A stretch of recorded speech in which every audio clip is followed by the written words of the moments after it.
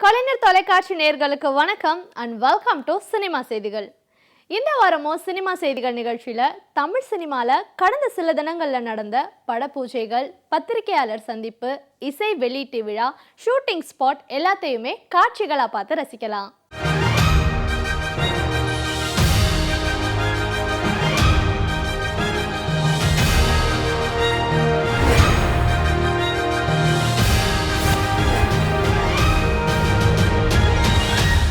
தெருக்கூத்து, மேடை நாடகம், சினிமா, சின்னத்திரை என நடிப்பு கலை ஒன்றை பிடித்து மற்றொன்று வளருது.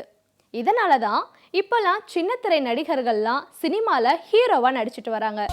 நவரசலகம் படத்தில் வந்து லீட் ரோலில் நடிச்சிருக்கேன். இது வந்து பார்த்திங்கன்னா வானவராயன் வல்லவராயனுக்கு அடுத்து எனக்கு வந்து 2வது படம் திரைப்படங்களில். காம்ரான் வந்து இந்த கேரக்டர் சொல்லும்போது கரெக்டாக நம்ம ரியல் லைஃப் கேரக்டர் மாதிரி இருந்துச்சு. வாயை வச்சு வடை சொல்கிற ஒரு கேரக்டர். இவன் வந்து லவ்வுக்காக என்ன பண்ணுறான், கடைசியில் அவன் சொல்லக்கூடிய விஷயங்கள்லாம் எப்படி பூதகரமாக மாறுது, அது ஒரு காமெடியாக வந்து பார்த்தீங்கன்னா சிச்சுவேஷன் பேஸ்டாக அழகாக ஒரு ஃபேமிலி ட்ராமாவாக படைச்சி வச்சுருக்கோம். என் பேர் காமரன், நவரச திலகம் படத்தோட டைரக்டர். இது நவரச திலகம் முழுக்க என்டர்டைனர், ஃபேமிலி காமெடினா ஸ்டாண்டப் காமெடியாக ஜோக் சொல்லி சிரிக்க வைக்கிற காமெடியாக இருக்காது. நல்ல ஒரு அழகான பாக்யராஜ் படம் மாதிரி சிச்சுவேஷன் காமெடியாக இருக்கும். நீங்கள் எல்லோரும் 2 மணி நேரம் தேட்டரில் கண்டிப்பாக ரசிப்பீங்க. உங்களை சந்தோஷப்படுத்துகிற படமாக இருக்கும். Hello, my name is Siddharth பென். நான் நவரச திலகம் மியூசிக் டைரக்டர். இந்த படத்தில் அப்பார்ட் ஃப்ரம் மியூசிக் நான் ஒரு ஸ்மால் ரோலும் பண்ணியிருக்கேன். சாங்ஸ் பார்த்தீங்கன்னா 5 சாங்ஸ் இருக்குது படத்தில். படம் பேக்ட்ராப்பே திருச்சி பொள்ளாச்சி, அப்போ மோஸ்ட்லி ஒரு ஃபோக் ஃப்ளேவர் தான் பாட்டெலாம் பண்ணியிருக்கோம். அதில் என்ன டிஃப்ரெண்ட்டாக பண்ண முடியுமோ அதை நான் ட்ரை பண்ணியிருக்கேன்.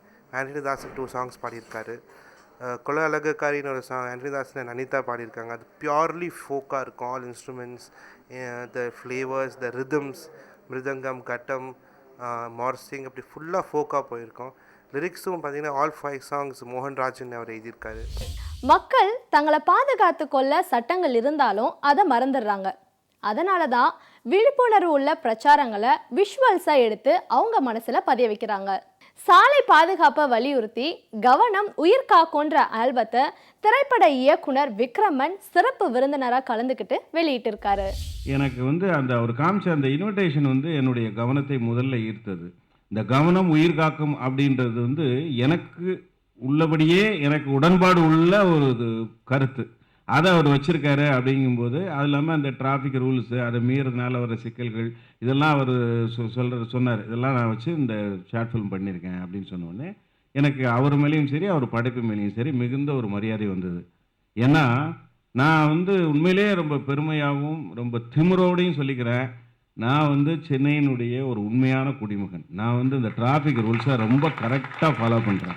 ஒவ்வொரு தடவை நான் வெளிநாட்டுக்கு போயிட்டு வரும்போதும் எனக்கு வந்து இங்கே டிஃப்ரென்ஸ் ரொம்ப தெரியும். திருப்பி வண்டி ஓட்டுறதுக்கே எனக்கு கார் ஓட்டவே கஷ்டமாக இருக்கும். அது வந்து நம்ம எல்லாருமே தான் கொஞ்சம் கொஞ்சமாக பழகணும். எவ்வளவோ நியூஸ்லலாம் சொல்கிறாங்க, இப்போ ஆட்லலாம் வர ஆரம்பிச்சுடுது. எவ்ரிடே அந்த ரேஷியோ குறைஞ்சதுன்னு சொன்னால் கூட இன்னும் வந்து குறையலை, இன்னும் விபத்துகள் ஜாஸ்தி ஆகிட்டே தான் இருக்குது. இதுக்கெல்லாம் ஃபுல் ஸ்டாப் வைக்கணும்னா இந்த மாதிரி நிறைய விழிப்புணர்வு பாடல்கள், படங்கள் எல்லாமே வரணும். வீரவேல் திரைப்படத்துறையில் உதவி இயக்குனராக இருந்துட்டுருக்கிறேன். படம் பண்ணுறதுக்காக முயற்சி பண்ணிகிட்ருக்கிறேன். அதுக்கு முன்னாடி நம்மளோட திறமைகளை வந்து வளர்த்துட்ருக்கிற ஒரு விதமாக இந்த குறும்படங்கள்லாம் நிறைய எடுத்துகிட்டு கருகும் மடங்கள், நம்மால் முடியும், இதுமாதிரி நிறைய பண்ணிகிட்ருக்கிறேன். இப்போ சாலையில் பார்த்திங்கன்னா நிறைய பேர் பார்த்திங்கன்னா செல்ஃபோனில் பேசிகிட்டே போவாங்க, ரொம்ப ஃபாஸ்ட்டாக போவாங்க. தினமும் இந்த பேப்பரில் பார்க்கும்போது நமக்கு ரொம்ப வேதனையாக இருக்கும். நம்ம ஒன்றுமே பண்ண முடியாது. ஆனால் ஒவ்வொருத்தரும் நினச்சாங்கன்னா கண்டிப்பாக இதுக்கு ஒரு பண்ண முடியும். இந்த விபத்தை வந்து நம்ம கண்டிப்பாக தடுக்க முடியும். இது வந்து நம்ம ரொம்ப தத்துவார்த்தமாக சொன்னோம்னா நிச்சயமாக என்னத்தை பெருசாக சொல்லிட போகிறான் அப்படின்னு நினைக்கிறது வாய்ப்பு இருக்குது. அதனால் உங்களுக்கு பிடிச்ச ஸ்டைல்லையே வந்து ஒரு சினிமா பாட்டு பார்க்குற மாதிரி நான் சொல்ல வேண்டிய கருத்துக்களை வந்து ஆழமாக அது கண்டிப்பாக நான் சொல்லியிருக்கிறேன். என் பேர் ஆர்என் உத்தமராஜா. நான் வந்து ஒரு பாடகர். சாலை விபத்து விழிப்புணர்ச்சியை பற்றி ஒரு இசை ஆல்பம் பண்ணுவோம் அப்படின்னு சொன்னார். உடனே நாங்கள் முடிவெடுத்து இந்த ஆல்பத்தை பண்ணியிருக்கோம். இந்த பாட்டு ரொம்ப நல்லா வந்திருக்கு. சாலை விதிகளை நம்ம மதிக்கணும், அதுபடி மக்கள் நடக்கணும். இன்றைக்கி பார்த்திங்கன்னா குடிச்சிட்டு வண்டி ஓட்டுறாங்க, செல்ஃபோன் பேசிகிட்டே வண்டி ஓட்டுறாங்கன்றதை மென்ஷன் பண்ணி ஒரு சாங்கு உருவாக்கியிருக்கோம். அதுக்கு முன்னாடி நல்ல சீன்ஸோட காட்சி அமைப்போடு நாங்கள் பண்ணியிருக்கோம். அஞ்சாதே படத்தின் வெற்றியை தொடர்ந்து இயக்குனர் மிஷ்கின் அஞ்சாதே பார்ட் 2 படத்தை இயக்க போறாராம். இந்த படத்தில் ஜெயம் ரவி ஹீரோவாக நடிக்க வாய்ப்பு இருக்கான். கடந்த வாரங்களில் இயக்குனர் கௌதம் வாசுதேவ் மேனன் இயக்கத்தில் நடிகர் தனுஷ் ஹீரோவா ஒரு படத்தில் நடிக்க போறாருன்றதை பார்த்தோம். இப்போ அந்த படத்துக்கு என்னை நோக்கி பாயும் தோட்டான்னு தலைப்பு வச்சிருக்காங்க. இந்த படத்துடைய படப்பிடிப்பையும் விரைவில் துவங்க போறாங்களாம். செல்லம்டா நீ எனக்கு இந்த படத்துடைய அறிமுக விழாவை பார்க்கலாம். தாஜ்னூர் இசையமைக்க, ஆனந்த் சிவம் இயக்க, கலைமகள் புரொடக்ஷன்ஸ் தயாரிச்சிருக்காங்க. இந்த படத்தின் அறிமுக படைப்பாளிகளின் கருத்துக்களை இப்போ பார்க்கலாம்.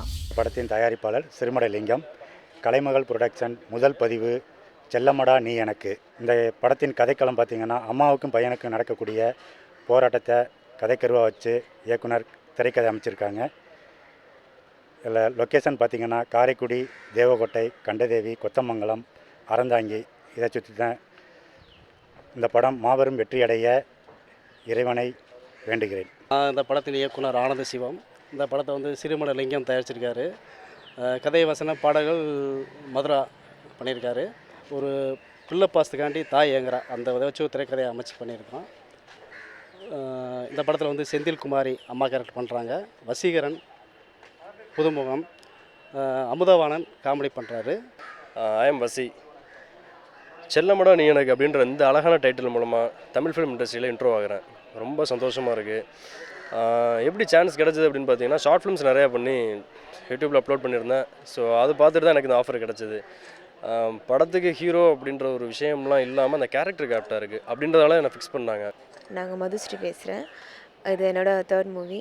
ஃபஸ்ட் மூவி வந்து அட்டகத்தி பண்ணியிருக்கேன், 8 தூக்கும் மத யானை. செல்லமடா நீ எனக்கு ஒரு நல்ல ஸ்கிரிப்ட் இது. ஸோ நல்லபடியாக வரணும், அதுக்கு உங்கள் சப்போர்ட் நல்லா இருக்கணும். So thank you. நான் உங்கள் அமுதவனன் பேசுகிறேன். நீங்கள் எல்லாம் டிவி ஷோவில் நீங்கள் பார்த்துருப்பீங்க. இப்போ டைரக்டர் பாலா சார் மூவியில் பண்ணிக்க தாரத்தை அப்படின்ற படத்தில் பண்ணிக்க நீங்கள் எல்லாமே பார்த்துருப்பீங்க. எல்லாமே நல்ல ஒரு வரவேற்பு கொடுத்தீங்க அதில். ஸோ அதுக்கடுத்து இன்னும் 2-3 படங்கள் பண்ணிகிட்ருக்கேன்.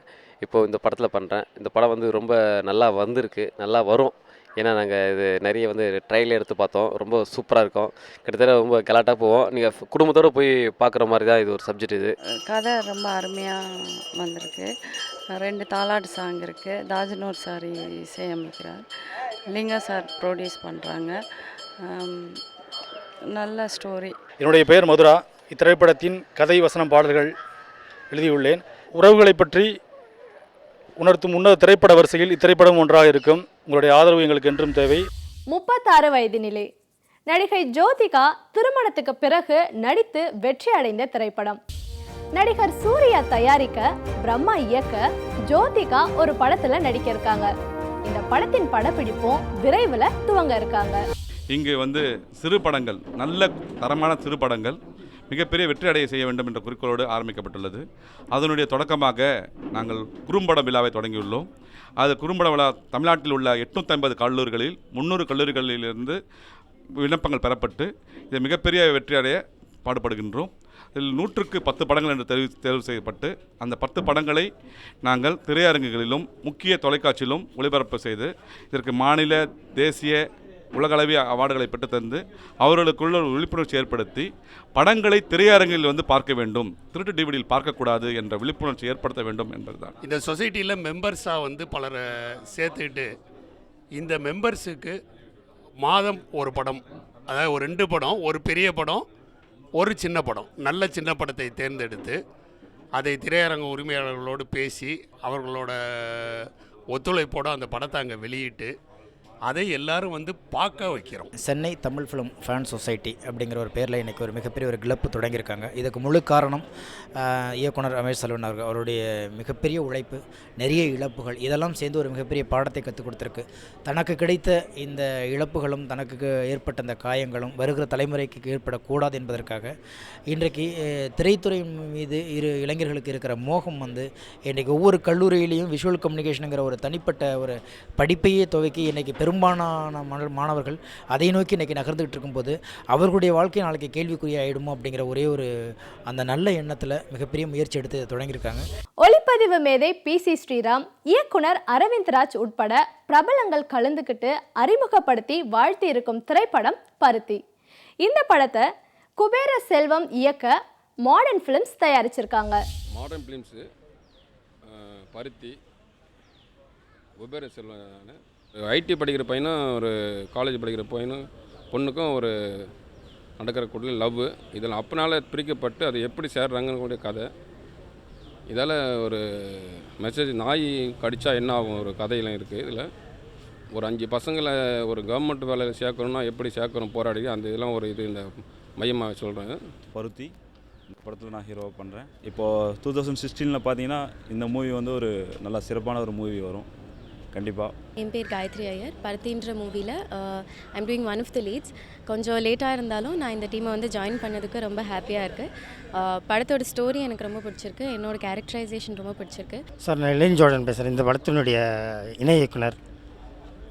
இந்த படம் வந்து மிகப்பெரிய ஒரு நல்ல சப்ஜெக்டாக இது அமைஞ்சிருக்கு. இதுக்கு வந்து ரவிக்கிரன்கிறவர் இசையமைச்சிருக்காரு. நல்ல அருமையான ஒரு டியூன் போட்டு நல்ல பாடல் இதில் கொடுத்துருக்குறோம். பருத்தி திரைப்படத்தோட இசையமைப்பாளர் CR ரவிக்கிரன் நான். இதில் மொத்தம் வந்து 5 பாடல்கள் இருக்குது. 5 பாடல்கள் வந்து திரு தமிழ் மலவளன் அவர்கள், அப்புறம் சங்கரலிங்கம் அவர்கள், இன்னொன்று ஸ்நேகம் சார் அவர்கள் வந்து எழுதுகிறாங்க. இது எல்லாம் கமர்ஷியல் சிங்கர்ஸ் தான் பாடுறாங்க. என் பெயர் கவிஞர் மா சங்கர்லிங்கம். இது 5வது படம். 4 படம் பாடல் எழுதியிருக்கிறேன். பருத்தி என்பது மென்மையானது. அந்த மென்மையான காதலை எப்படி வெளிப்படுத்தி கதாநாயகன் வெற்றி அடைகிறார்னு தான் படத்தின் கரு. நான் நடன இயக்குனர் ரமேஷ் ரெட்டி. பருத்தி என்ற படத்தோட இன்னைக்கு படத்தோட தொகுப்பு விழா. இந்த படத்தை பற்றி சொல்லணும்னா செல்வன் சார் வந்து ரொம்ப சிறப்பான ஒரு அருமையான ஒரு கதை. இந்த கதையை பற்றி கேட்டுட்டு எனக்கு ரொம்ப ஒரு மனசு கஷ்டமாயிடுச்சு. அதே மாதிரி ரொம்ப சிறப்பான ஒரு சப்ஜெக்ட்டு.